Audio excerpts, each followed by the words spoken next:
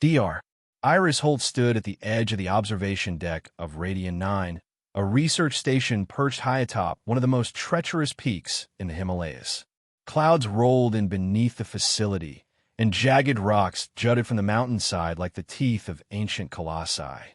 Below her stretched endless slopes covered in snow and ice, and the wind howled in a steady, relentless current.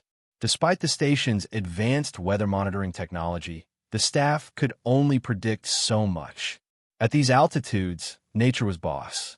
Iris took a breath of the cold, thin air, mentally steeling herself for the expedition she intended to start at daybreak. She was a xenobiologist by training, though few in the general public knew that such a field existed. Officially, her work was described as extremophile biology, the study of organisms that survive in the harshest conditions on Earth. Privately, she had always suspected that the capabilities she studied might one day apply to life beyond this planet. That suspicion made her an outlier in academic circles. Still, her sponsors believed in her, or at least believed in the potential spin-offs her research might yield. Radian 9 was an ideal site for her fieldwork, isolated and brutally cold, a place where microorganisms eked out survival under conditions that mirrored the environment of Mars, Europa, or beyond. The station was little more than a cluster of prefabricated modules lashed together by steel walkways. Inside these modules, around 30 researchers lived and worked. They were glaciologists, meteorologists, climatologists, and in Iris's case, a biologist. Each had a different specialty, but they all shared the same unspoken awe of the mountain's might. In her small lab space, Iris spent late nights examining microscopic organisms from ice cores, picking apart their resilient cell structures to gain insight into how life adapted to extremes. It had been grueling but fulfilling, until an alert on the station's central console changed everything. That evening, she was alone in the communications hub, sipping tepid tea from a thermos while scanning a set of readouts. The day's expedition had gone well, but a looming storm threatened to cut them off from the rest of civilization for at least a week. As she scrolled through data, a blinking red icon appeared in the corner of her screen. It read, "Unidentified energy signature detected." Heart pounding, Iris opened the alert. The signature was not from the station's equipment, nor any known piece of technology. It had a mysterious frequency that didn't match meteorological phenomena or standard electronics. She typed commands to refine the sensor feed. Whatever was generating the energy spike had come down roughly 3 kilometers from Radian 9 on the far side of a ridge prone to avalanches. The readings were so unusual that she couldn't classify them as purely electrical or magnetic. The station's protocol demanded she notify the base commander. With a few clicks, she forwarded the data to DR. Cedric Ng, who oversaw daily operations. Then she sent a quick text to her friend and fellow researcher, June Park, to join her in the hub. Within minutes, June arrived, eyebrows lifted in curiosity. "Iris," he said, "you realize this could just be debris from some spy satellite or a crash drone. You know how many countries have top-secret programs in these mountains, right?" His words were calm, but his fidgeting fingers revealed that he, too, was intrigued by the odd readings. She let him see the real-time data. Debris doesn't usually emit a stable pulse like that.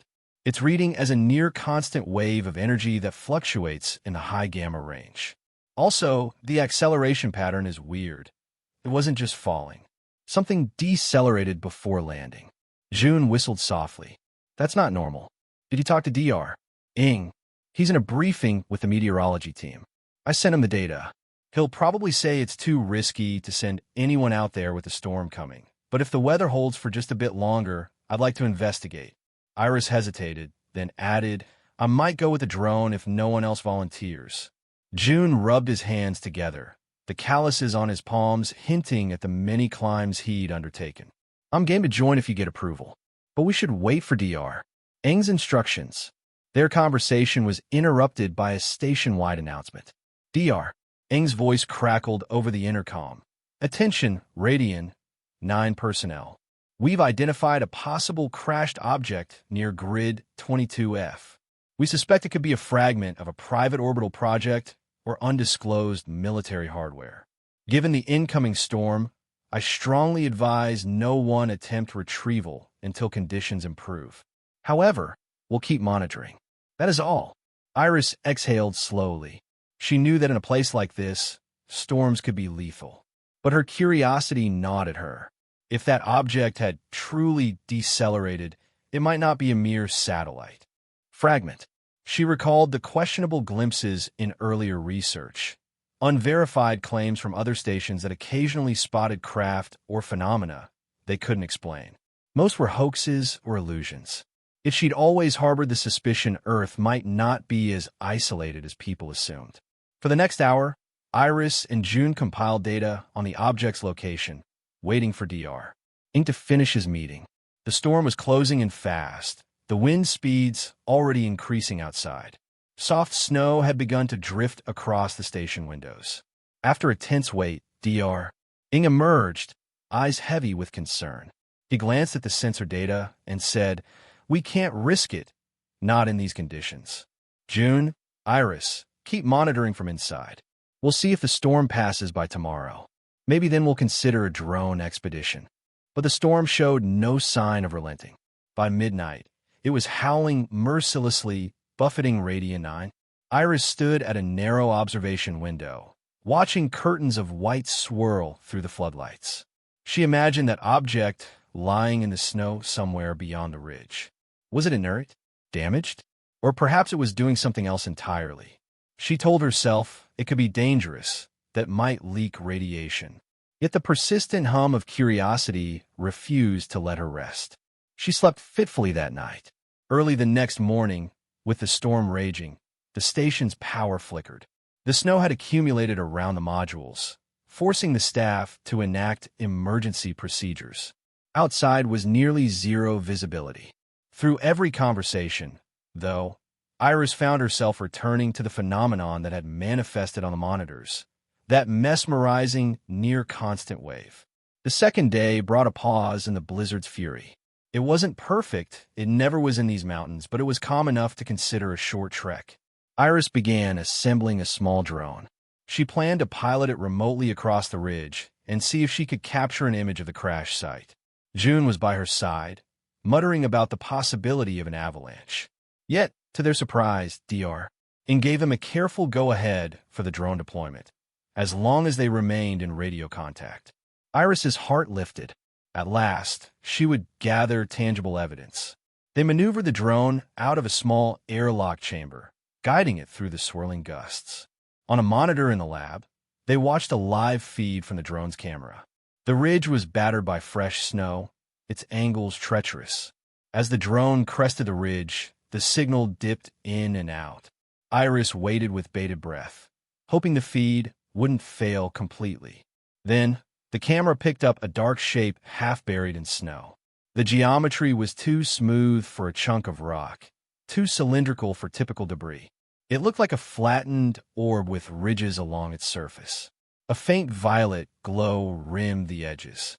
Iris and June stared at the screen, transfixed. She enlarged the image, trying to interpret the pattern.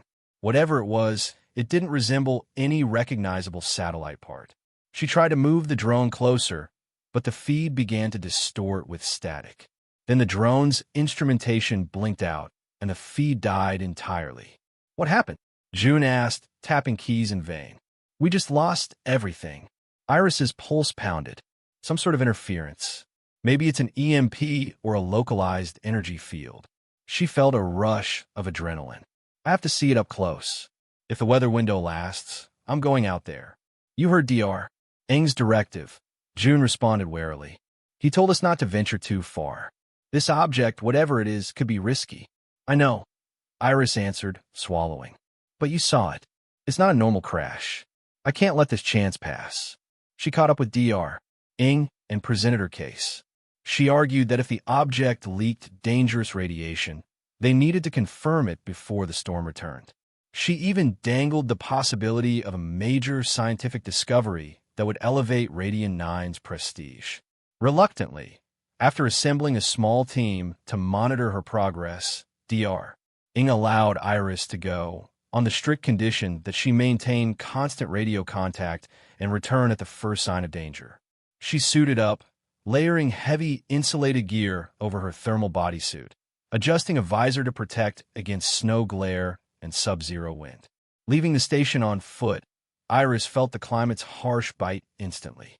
Snow crunched under her boots, and the cold air stung her cheeks. The sun was up but filtered through a milky haze. Visibility remained limited, yet far better than during the peak of the storm. She forced each step through waist-high drifts, carrying a portable scanner in one hand and a collapsible trekking pole in the other. Progress was slow. At times, a gust threatened to knock her over, or a shifting drift nearly swallowed her legs. Even so, she persisted.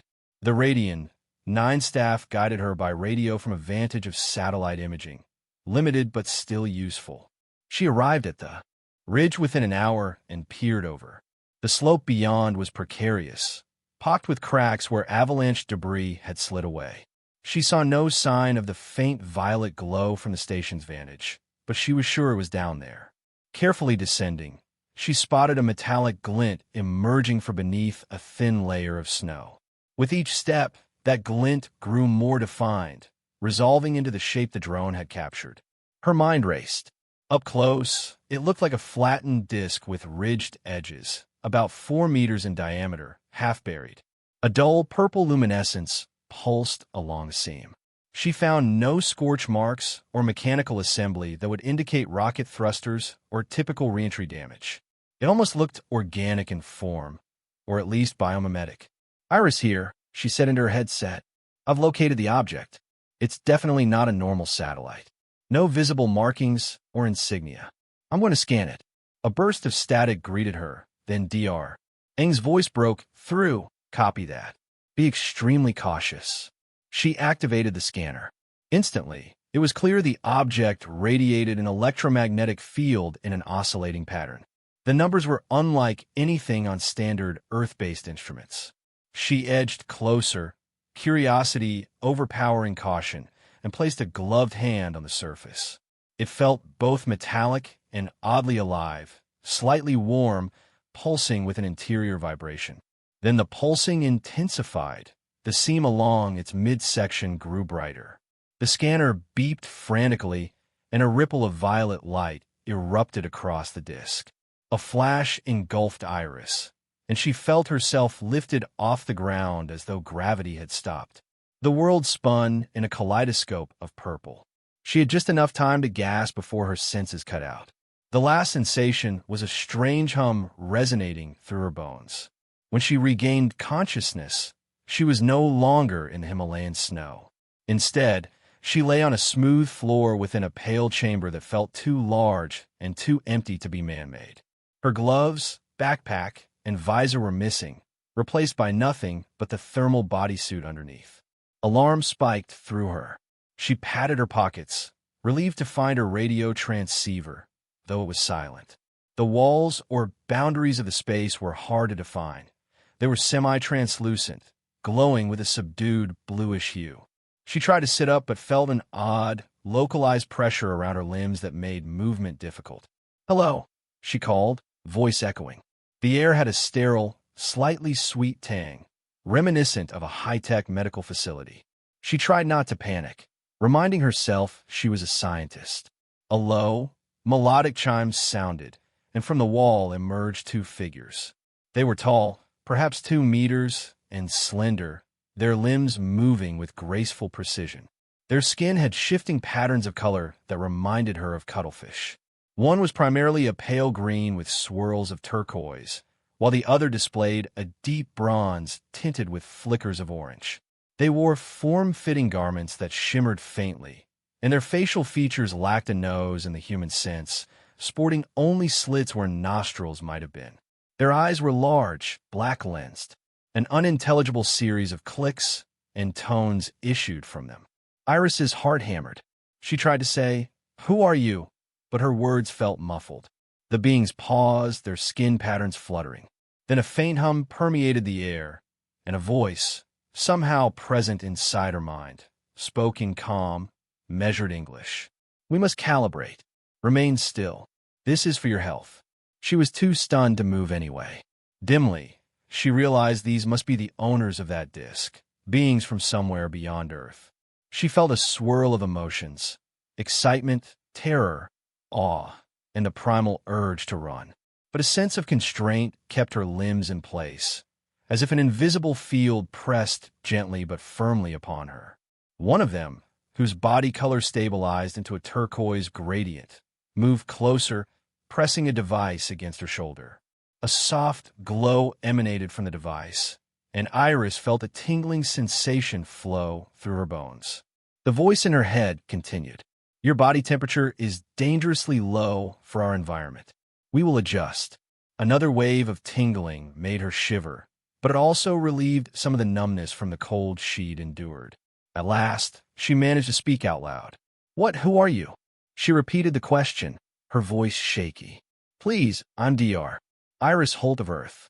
The second being, the one with swirling bronze and orange, responded in the same mental voice. "Earth, yes. Terran, we have monitored your world for centuries. We are the Azani. My designation is the Lena. My companion is Quasol. Our research vessel is here to survey this region discreetly." Iris's mind spun. Monitored for centuries? Discreetly? What? Quelling her alarm, she tried to gather her scientific wits. If these were truly aliens, then the implications were staggering. She wanted to ask them a million questions about biology, technology, and culture. But a certain dread welled up when she recalled the disk's abrupt flash of light. "Have you abducted me? Are you going to experiment on me?" Felina's skin patterns shifted to a series of cooler hues. "Abduction was not our intent. You activated an automated retrieval protocol by interacting with our scout craft. We had to bring you aboard to maintain quarantine. Earth is under a restricted contact protocol established long ago." Iris blinked. "Restricted contact to quarantine? You've quarantined our planet." Quasol stepped forward, color patterns becoming more vivid. "Yes. The galaxy has known for centuries that your species is uniquely unpredictable, with development patterns unlike any we have observed. The Azani were among those who established a barrier of observation around your solar system, a form of containment to ensure you did not expand too soon." Shock roiled within her. "But why? Because you think we're too primitive?" The Lena exchanged a glance with Quasol. "Primitive is not the accurate word. Volatile might be closer. Humans exhibit traits that defy our predictive models. You adapt rapidly, even in adversity. You are as likely to create wondrous solutions as you are to unleash destruction. We feared that if humanity reached beyond its cradle prematurely, it could destabilize existing interstellar frameworks." The notion that Earth was locked out of some grand cosmic community both astonished and infuriated her. She struggled against the invisible restraints. "You had no right to do that." "The galaxy has its own rules," Quasol replied. "We have monitored your civilizations across your ages. The policy was to intervene only if necessary, to keep your technological progress contained within your planet until certain thresholds were met. But I ended up on your ship anyway," Iris muttered. "So what now?" A series of melodic chimes sounded, and the walls behind the two Azani glowed in alarm. Another voice broadcast in that mesmerizing mental timbre, speaking in a language Iris didn't understand. The Lena froze, then turned to her. "We must secure you. Vorth forces have detected your presence. They are an aggressive species with designs on obtaining Terran genetic material. Remain here. We will handle them." Vorth forces? The words sank in. So there were multiple alien factions out there, and some wanted humans even more than the Azani did. It conjured images of being sold as an exotic specimen or turned into a lab rat. As she tried to speak, her mind reeled with scenarios. But the Azani turned and left, the translucent wall sealing behind them. Hours passed with excruciating slowness. The invisible field around her eventually slackened, and she found she could move within the cell. She discovered various compartments integrated seamlessly into the walls. One provided water that tasted purified. Another contained a bed-like platform. She even found a sanitation alcove. Despite these amenities, she was still trapped, and her radio transceiver remained silent. She had no idea if Radian 9 had tried to contact her, or if they even knew she was alive. At intervals, she heard distant booms, saw lights flicker, felt the ship shudder. Once, a chunk of the wall turned transparent, revealing a corridor where Azani figures rushed past in agitation. Alarms, deeper and more urgent, punctuated the ship's atmosphere. Something was clearly wrong. Perhaps the Vorith attack was more severe than the Azani expected. Days, she thought 2 or 3, passed under this unnatural confinement. The cell provided minimal entertainment, though pictograms sometimes appeared on the wall, instructing her to eat or rest. She complied grudgingly, knowing she needed strength if an opportunity arose. She tested the boundaries of the cell, but the material was beyond anything she could break. The frustration mounted, fueling her determination to understand more. Eventually, Thelina returned. She wore a sleek suit that covered her entire body, the faceplate slightly opaque but still revealing the shifting color patterns beneath. She spoke in a mental voice that now had a more refined English accent. "Dr. Holt, we have established a partial translation interface. We can communicate more effectively now." Iris folded her arms. "Finally, are you going to explain why you've been holding me here, or what's happening with that attack?" A swirl of lavender blossomed on Thelina's suit. "The Vorith are relentless. They've crippled some of our key systems. We remain in quarantine protocol, which requires us to keep you contained. But containment fields are failing. We must evacuate you to a safer zone. Our laws prohibit direct harm to other species, yet the Vorith do not share such principles. They desire to capture you, to exploit your biology." Iris set her jaw. "So, if you're not going to let me go, at least let me help. I'm a scientist. Maybe I can do something." Thelina's coloration shifted uncertainly. "You cannot begin to operate our technology. It is neurally keyed to Azani physiology." But Iris had a hunch that was only partially true. She recalled the earlier scans. She might be able to adapt more than they expected. Humanity was good at that. If the Vorith threatened the entire ship, perhaps she could turn her predicament into an advantage. "Let me try. Your ship is damaged, right? If you can teach me, maybe I can fix something or operate a console. Anything is better than sitting in a cage." Another tremor rocked the vessel, and Thelina's alarm flared in the colors swirling across her suit. "I must speak with Quasol." Iris straightened. "Then take me with you." Hesitation flitted through Thelina's posture, but the emergency sirens and the dull thuds of distant impacts seemed to convince her. She gestured, and part of the cell wall shimmered, allowing a passage into the corridor. Iris followed her, stepping into an environment where walls pulsed with some bioluminescent current. She saw the occasional Azani rush by, each in a suit that changed color in response to their emotional states. They reached an expansive chamber that seemed to be a nerve center or command room. Panels of living fluid hovered midair, forming shapes that Azani manipulated with gestures. The atmosphere felt charged with tension. A handful of Azani eyed Iris warily, but made no move to restrain her. Quasol stood near the largest interface, his suit flickering with anxious color. On seeing Thelina and Iris, he stiffened. "You brought the Terran out of confinement." Thelina's mental voice was tinged with exasperation. "Containment fields are compromised anyway. The Vorith are boarding. She wishes to assist Quasol." Quasol turned to Iris, eyes scanning her. "Your presence has created an unthinkable risk. The Vorith would not have attacked so boldly otherwise. They crave your species' genetic adaptability." A rumble coursed through the command room, as if the ship itself groaned.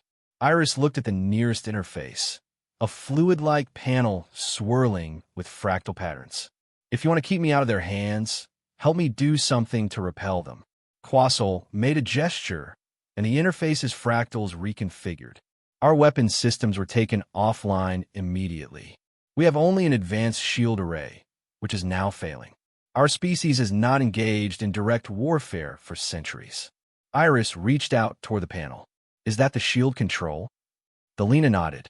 It is neurally keyed to Azani mind signatures. You won't be able to. She stopped as Iris's fingertips sank into the liquid-like surface. A jolt of cold fire shot up Iris's arm, and her vision suddenly burst with streams of alien symbols. She staggered, and Alina grabbed her shoulder to steady her. Your neural pathways are bridging with the interface. Quasil's color patterns flared in disbelief. Impossible. Only an Azani with specialized training can. Iris couldn't speak. In her mind's eye, she glimpsed a three-dimensional schematic of the ship.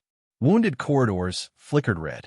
Purple lines indicated weakening structural integrity. She sensed the looming presence of Vorth vessels outside, as if the ship were an extension of her own senses. The data was overwhelming, but somehow it made sense. Her brain adapted to the informational onslaught, partitioning it like compartments. She let out a shaky breath. I can see the ship's shield system. It's drawing power from multiple nodes, but the main conduit is severed. If we reroute through the starboard manifold, Quasil stepped forward, confusion in his posture. You can interpret Azani architecture so quickly. Iris's mind raced. I'm just seeing patterns. You built these systems with a logic that's different, but the interface is helping me. Let me try to re-engage the shields. She mentally pushed the swirl of data to redirect power. The console responded. A deep thrumming noise vibrated the chamber as the shield's integrity climbed from 12% to 35%. Alarms shifted in pitch, indicating partial stabilization. Quason watchet, speech I. Felina's suit glowed in a pattern of wonder. She's reversing the catastrophic feedback. This is beyond even some Azani capabilities. Just then, an explosion rocked the corridor beyond the door. The bright white of Vorth weapon blasts lit the hallway. Azani scattered, and three monstrous figures burst into the command chamber. They were broader than the Azani, with coppery exoskeletons and jagged plating along their arms and shoulders. Each bore a weapon that hissed with barely contained energy. One barked a series of rasping clicks and pointed at Iris. The meaning was clear: surrender the human. Quasil and Alina stepped protectively in front of her, but the Vorth warrior raised a crackling blade. Iris's instincts, fueled by adrenaline, kicked in. She spun toward a small Azani side console, some kind of drone control system, and slapped her hand onto it, willing it to react as the shield console had. Instantly, two hovering orbs rose from compartments in the floor, firing pulses of sonic disruption that hammered the Vorth. The lead warrior staggered, roaring in surprise. The next moments blurred into chaos. Vorth weapons spat bursts of greenish energy. One Azani fell, writhing from a direct hit. Delina ducked behind a console, motioning for Iris to do the same. The nearest Vorth advanced with a savage grin, slashing at the orbs that Iris had activated, destroying one with a single stroke. Iris had no formal combat training, but she'd grown up with an older brother who taught her self-defense. More importantly, she was fueled by raw determination. While the Vorth turned to smash the second orb, she sprang up, grabbing a piece of fallen debris, a metal rod from a panel, and brought it down on the warrior's forearm. The jolt reverberated through her arms, but she managed to knock the weapon free. The Vorth spun with surprising agility, slamming a heavy limb into her side. She lost her breath, crumpling to the floor.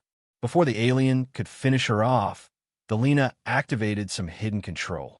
Panels along the ceiling ejected an electromagnetic net that snared the Vorth. Sparks danced across the net, shorting out the warrior's exoskeletal plating, sending him crashing to the deck. A second Vorth lunged forward, but Quasil fired a pulse from a handheld device that repelled the creature, leaving it stunned. The third retreated, attempting to flee. Another Azani sealed the chamber door, trapping the intruder. The fight ended as quickly as it began, bodies sprawled around flickering consoles. Panting, Iris picked herself up. "Are you all right?" she asked Delina, who nodded, color patterns rippling with adrenaline. Quasil scanned the carnage. "We must lock down the rest of the corridors. If more Vorth are aboard, they could sabotage our core." Iris gathered her courage. Let me reconnect to the ship's systems. I might be able to locate them. Quasol looked uncertain, but he moved aside, allowing her to press her hands against the shield console. The neural interface flooded her senses again, though now battered by the stress of multiple system failures. She saw the Vorith infiltration as pulses of red nodes in the hull. They were concentrating near the propulsion sector, presumably to disable the ship's ability to flee.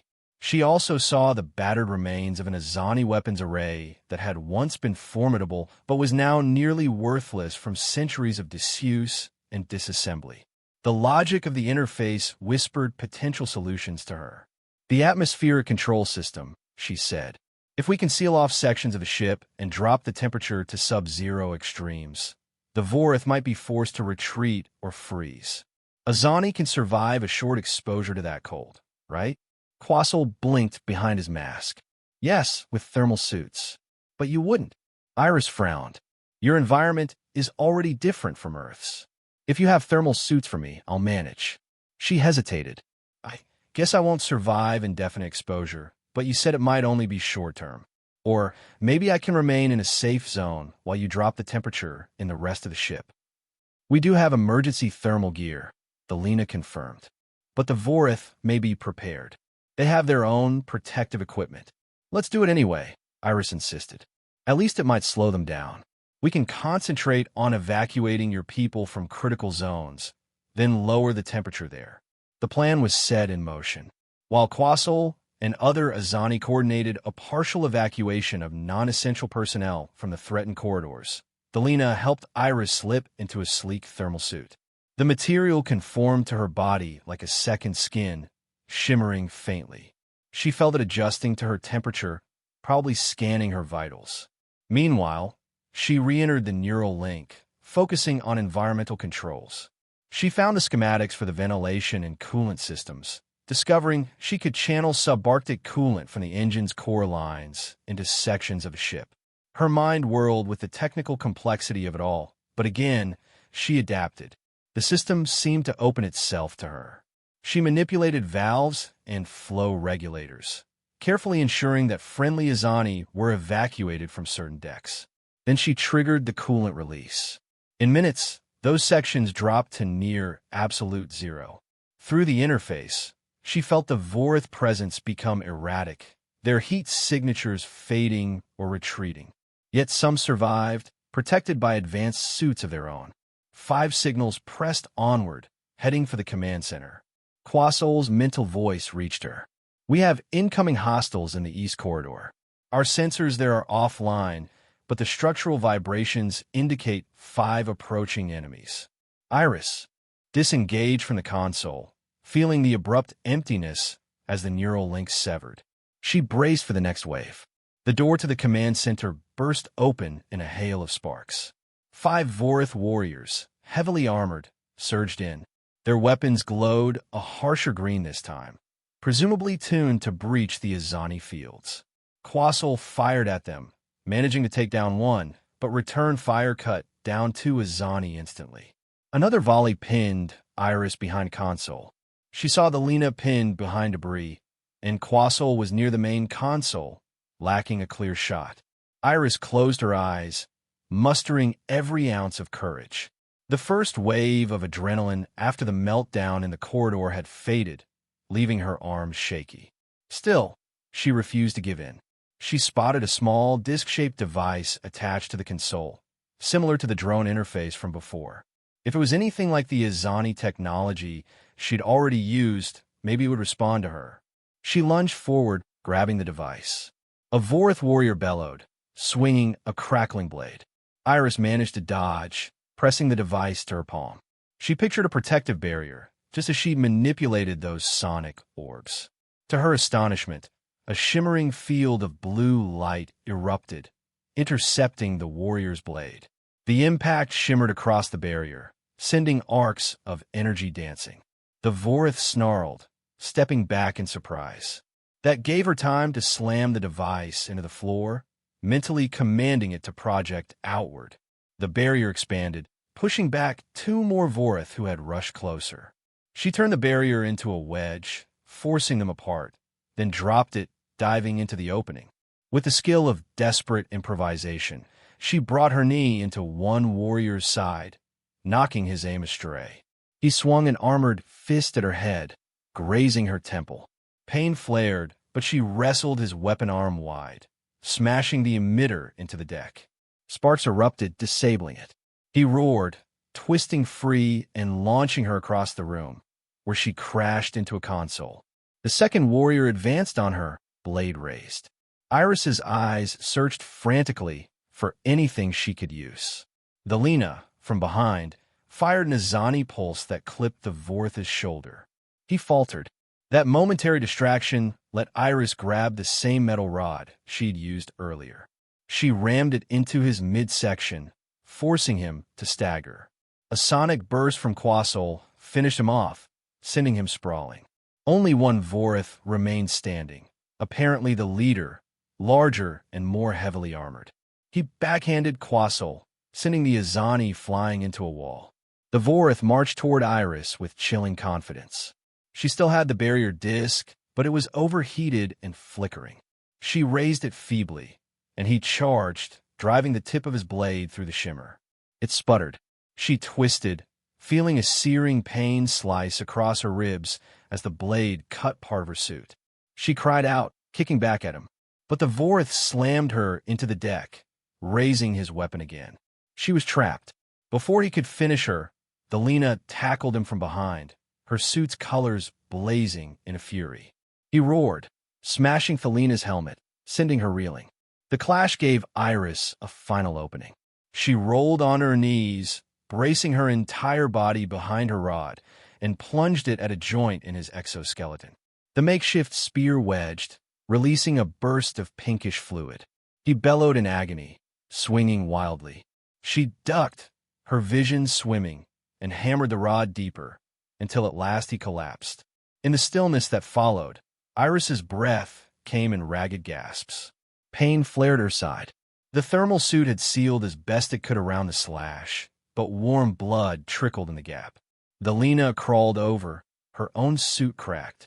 Quasol groaned from across the room, but he was alive. The other Azani stared in stunned silence at the battered human who had single-handedly felled a Vorth champion. "I'm not sure how he survived that," Iris muttered. She coughed, tasting iron on her lips. Thelina's mental voice was tinged with awe. "You fought them at close quarters. No Azani would stand a chance." Her suit flickered as she scanned Iris's wound. "We need to get you to our medical bay before your body shuts down. You're losing blood." Iris tried to stand, but her legs felt weak. She let Delina and Quasol help her up. The next half hour passed in a blur. She was taken through flickering corridors where drifting bodies, both Azani and Vorth, lay motionless. Damage was extensive, but the sabotage ended. The Vorth had retreated, their boarding parties decimated. Once in a specialized medical unit, Azani equipment sealed her wound with a strange translucent gel that knit the torn tissues. Then they placed her in a regeneration chamber that hummed softly. She drifted into darkness. When she opened her eyes again, she felt surprisingly good, as though she'd slept a full week. Her side ached, but no longer felt ripped. Open. She found Delina waiting nearby, expression a swirl of emerald and white. "We've stabilized the worst of your injuries. The regeneration chamber accelerates healing, though we're still uncertain of potential side effects on a Terran body." Iris managed a small smile. "It seems to be working. Thank you." Delina nodded, as if absorbing new data. "You recover quickly for a Terran as well. We've always known your physiology was adaptable, but seeing it firsthand is extraordinary." They guided her to a large, circular room with transparent walls. Outside, space shimmered with starlight and the curve of Saturn in the distance. A breathtaking vista that hammered home just how far from Earth she really was. Quasol was there, conversing with a holographic projection of an even taller Azani whose skin glowed a permanent deep gold. At Iris's approach, the hologram turned, and she heard a voice in her mind. "Dr. Iris Holt, I am Idamura, the Azani Luminarch. Word of your valor and unpredictability has reached me. I see now we underestimated humans. Or perhaps we overestimated ourselves. Iris pressed a hand gently to her bandaged side. I never wanted this. I was just curious about a strange object. Itamura's golden complexion darkened shade. We placed your world under quarantine precisely because of your capacity to do what should be impossible. You synchronized with our neural systems in minutes. You defeated Vorith warriors in close combat. And beyond mere feats of strength or skill, you displayed an improvisational ability that confounds our predictive modeling. Is that a compliment or a condemnation? Iris asked wryly. A bit of both, Itamura replied. We Azani have enjoyed millennia of peace by adhering to stable, predictable progress. We believed that containing humanity was necessary for galactic harmony. But now Vorith interference has escalated everything. The quarantine has been compromised. Quassel stepped forward. And not only that, humans may no longer be safe on their own world, should the Vorith or others attempt infiltration or abductions. Iris's thoughts spun. Then maybe it's time we face reality. If you're truly advanced, help Earth. Let us protect ourselves. Or did you plan to re-establish the quarantine and just hope the Vorith don't come back? Itamura paused, eyes reflecting the starfield. We are not indifferent to your plight, nor can we easily rescind centuries of policy. Yet you have proven that Azani fear is not baseless.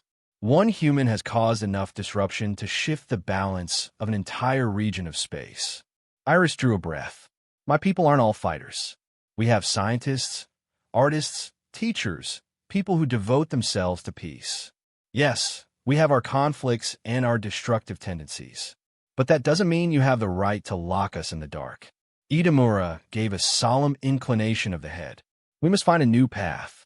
We can provide Earth with certain medical and technological breakthroughs to ensure you remain strong against outside threats.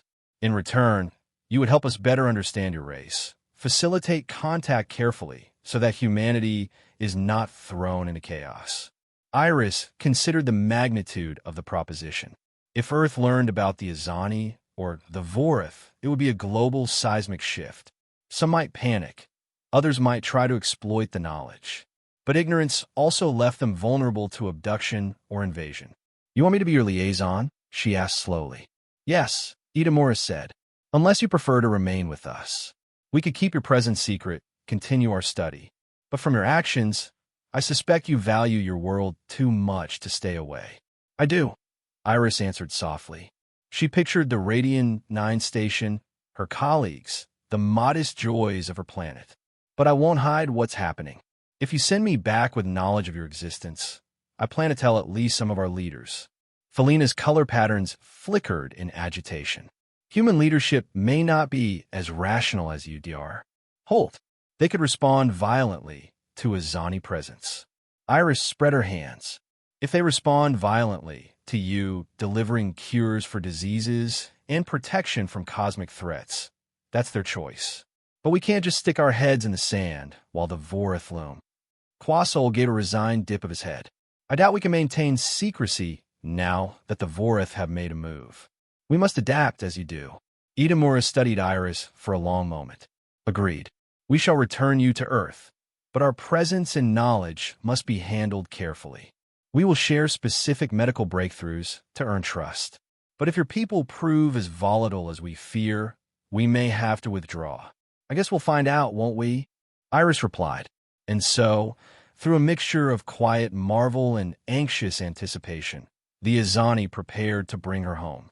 Repairs to the ship took only a few days with their advanced self-repair systems. During that time, Iris learned bits about the Azani's culture, a society devoted to intellectual pursuits, conflict avoidance, and harmonious integration with organic technology. She also learned the Vorith were not the only threat beyond Earth. Many species coexisted in a loose confederation, guided by the Azani's council, but pockets of discord simmered. When the day came for her departure, Felina and Quassel walked her to a small vessel docked in a bay that overlooked Saturn's rings. Her breath caught at the beauty of the swirling gas giant, the rings a pale shimmer curving gracefully. The cargo included carefully packaged data crystals containing medical research.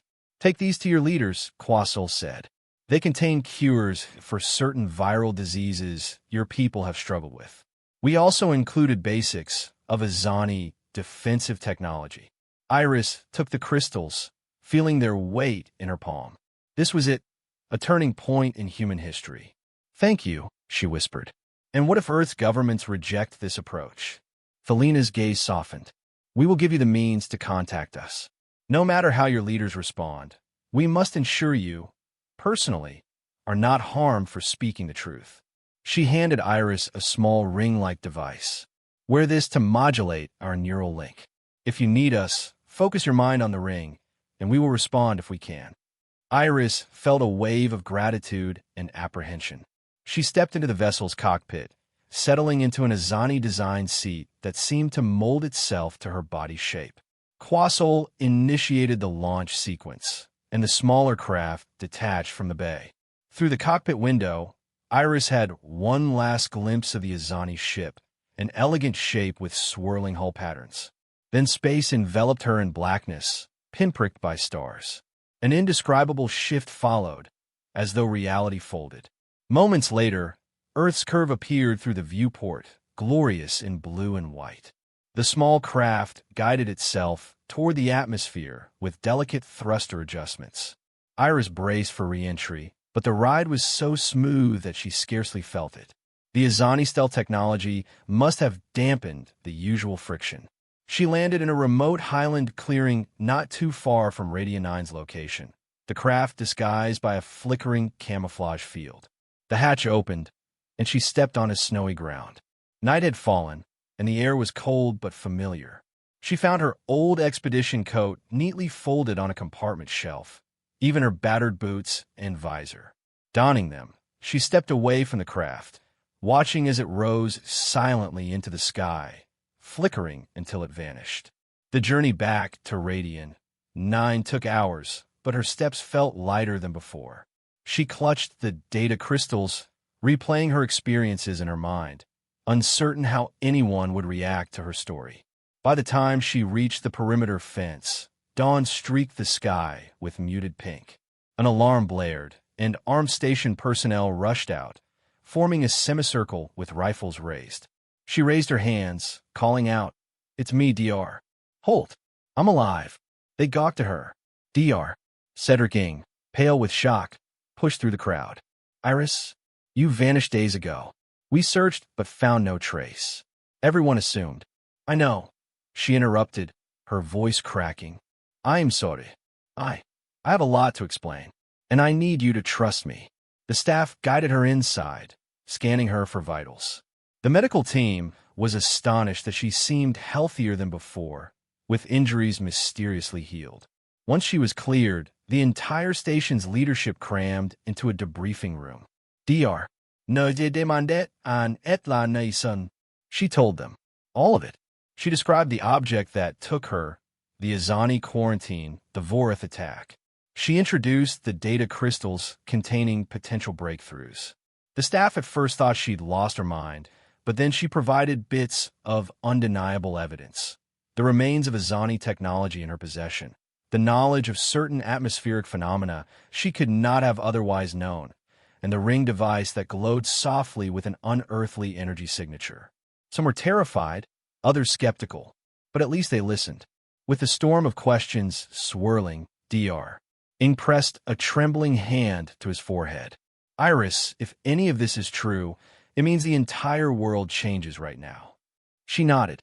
"Yes, it does. And if it's false, then these crystals wouldn't unlock cures for diseases we've been battling for decades. Let's test them. See for yourself." The early days of Revelation were tumultuous. News leaked out from Radiant 9 to the nearest government outpost, then to national agencies. Within weeks, the media discovered rumors of alien technology. Predictably, a burst of public confusion and conspiracy theories erupted. Iris traveled under guard to Geneva, where an emergency council convened under the United Nations. She sat at a long table among diplomats, generals, scientists, all eyeing her with a mix of apprehension and awe. Carefully, she revealed the medical data. Lab after lab confirmed the advanced genetic therapies. Skepticism turned to guarded optimism. Discussion shifted from denial to logistics. How to apply these cures globally, how to safeguard the knowledge. Yet fear lingered. If the Azani existed, so did the Vorith. Military leaders clamored for improved defenses. Politicians demanded reassurance. Iris found herself in the role of reluctant spokesperson, pleading for rational, cooperative action. Through the ring device, she maintained sporadic contact with Alina, who gave cautious updates on Azani progress. The galaxy at large had not expected Earth to learn about them so soon, and many species were alarmed by the new developments. Still, the Azani leadership concluded that the old quarantine was no longer tenable. Earth had to be prepared, or the Vorith would exploit them. The announcement to the galactic community was forthcoming. Earth was no longer a closed planet. In less than half a year, humanity's trajectory changed forever. Armed with Azani help, scientists in advanced laboratories replicated the medical breakthroughs, distributing them as quickly as possible. Terminal illnesses saw dramatic declines. People cheered the dawn of a golden age, though the complexities of interstellar politics loomed. Iris found herself assigned as director of the newly established Human Interstellar Cooperation Office, reporting to a coalition of major powers. She tried to ensure no single nation monopolized the new technology, but old rivalries often threatened to overshadow unity. She did her best to keep the center focused on the bigger picture, Earth's place among the stars. Communication channels between Earth and the Azani expanded, albeit under watchful protocols. The Vorith, it was learned, had retreated but not vanished. Their interest in humanity burned hotter than ever. The mere existence of a Terran who could mesh with Azani neural interfaces intrigued them. Some whispered that if they ever captured a human, they might unlock unstoppable genetic enhancements. Tension simmered, but knowledge was power, and Earth was no longer ignorant. And so, on a brisk morning 6 months after her return, Dr. Iris Holt stood on the tarmac of a newly constructed interstellar gateway facility outside Geneva. A special craft, half human, half Azani in design, waited for her and a small team of Earthtop scientists. They would journey beyond the quarantine barrier to meet Azani leaders on a designated station. The press watched from a distance, cameras flashing. The public held its breath. No one knew exactly what to expect once humans truly set foot in the broader galaxy. She glanced at the sky, remembering her time aboard the Azani ship. The ring on her finger glowed faintly, a sign that the Lena or Quasol might be listening, offering quiet encouragement. She thought of the battles fought in those halls of living metal, the lives lost, and the improbable alliance that had grown from it. Yes, Earth was still volatile, still capable of war and chaos, but also capable of hope, adaptation, and empathy. Clutching a small case of new data crystals, she boarded the craft. Her heart thrummed with anticipation and a threat of fear. The hatch sealed behind her, and the engines hummed with combined Earth-Azani technology. Outside, scientists, military personnel, journalists, and curious onlookers stood as witnesses to the moment. A calm voice came over the craft's internal speakers. Prepare for vertical lift. As the vehicle rose, Iris gazed through a window at the receding ground. This was not simply a flight to space. It was a step into a future she never imagined would come so soon. In the seat beside her, an older physicist whispered, "We're doing it, Dr. Holt. We're actually doing it." She nodded, recalling the words Idamura had spoken, that the Azani, for all their advancement, had feared the unpredictability of humanity. Perhaps that fear was justified, but maybe, just maybe, unpredictability could be a force for good, something the stagnant corners of the galaxy needed. She felt a surge of determination to prove that Earth could be a responsible partner among the stars, not just a threat. The craft cleared the last clouds, revealing the blue expanse beneath. Iris closed her eyes. She pictured Radian 9 under a brilliant sunrise, the shining ridges of snow, the biting wind, and the sense of wonder she felt. There would be hardships ahead, diplomatic strains, the lurking menace of the Vorith, the challenge of bridging countless cultural gaps. Yet she believed in humanity's power to adapt and endure. She had lived it firsthand in the Himalayan drifts, in the corridors of an alien ship, in 1,000 frantic heartbeats fighting for survival. She opened her eyes to see the curvature of Earth below, and beyond, the infinite sprawl of stars. It was a reminder that each star might harbor a species with its own fears and hopes. The galaxy had once decided to keep Earth at arm's length, terrified of what humans could do. Now that secrecy was over, new alliances, dangers, and discoveries beckoned. The time had come for Earth to step onto the cosmic stage. A quiet exhilaration settled over her. She would meet Delina, Quasol, and perhaps Edamura again. She would show them that humanity was more than a bundle of violent impulses, that it could be a wellspring of creativity, compassion, and courage. Her presence on that ship months ago had changed everything, setting off a cascade of events no one had foreseen. And now, as she soared away from the planet, she felt the steady pulse of the ring on her finger, like the heartbeat of a new era. She whispered into the calm, half to herself, half to any Azani listening, "We're on our way. Humanity is ready to learn, to teach, to evolve." Then she sat back, letting the craft's autopilot guide them into orbit. The swirling tapestry of Earth receded, replaced by the jewel-like emptiness of space. The station waiting for them was somewhere beyond Earth's moon, a stepping stone to the grand meeting with Azani delegates. In that silent, endless darkness, Dr. Iris Holt smiled. The galaxy's most advanced species had feared just one planet, and now that planet was rising to the challenge. Whatever future lay before them, it would be forged by curiosity, daring, and the capacity to do the impossible. And perhaps that was exactly what the galaxy needed, an infusion of human unpredictability to spark progress in ways no one could have imagined.